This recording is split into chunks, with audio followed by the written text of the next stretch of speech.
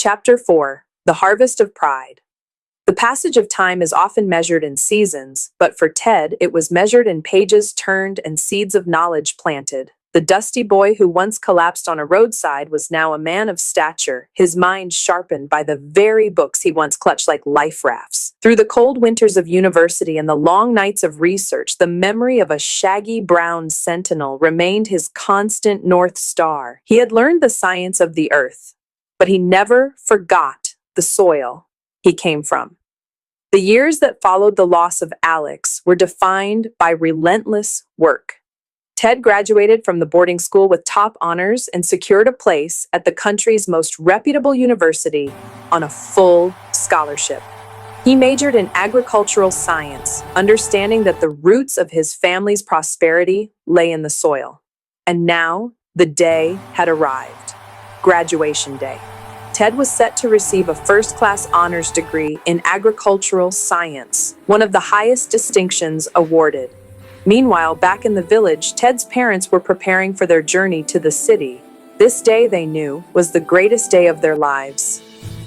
But a worry had settled upon them. Ted needed an outfit befitting a first-class graduate. They looked outside to the small patch of land that was their lifeblood. They had just harvested the season's finest yield. "We sell it all, husband," Ted's mother said, her voice firm with quiet dignity. "We will eat simple porridge until the next crop comes in, but our son will walk across that stage with his head held high, dressed like the scholar he is." They loaded their precious vegetables onto the borrowed cart and traveled the distance to the market, selling their entire stock for a sum just large enough to buy Ted a dignified, simple, but sharp charcoal gray suit, a clean white shirt, and a pair of polished black shoes. On the morning of the ceremony, Ted stood nervously amongst his peers. When he finally spotted his parents sitting humbly in the very back row, their market clothes faded, but their faces radiating an unshakable dignity, his breath caught in his throat. Ted's name was called Theodore Kofi. He walked onto the stage and received his first-class degree scroll. After the ceremony, Ted rushed to them. His father handed him the wrapped package. Ted unwrapped the suit. He looked from the suit to his parents' rough, calloused hands. "How?" Ted whispered, the reality of the sacrifice hitting him hard. His mother smiled. "We sold the harvest, Teddy. It was the finest crop we've ever grown, and you are the finest harvest we could ever ask for." In that moment, Ted truly understood the meaning of his degree. He changed into the suit and made a silent, sacred vow. He would use his knowledge to uplift their lives and the entire village.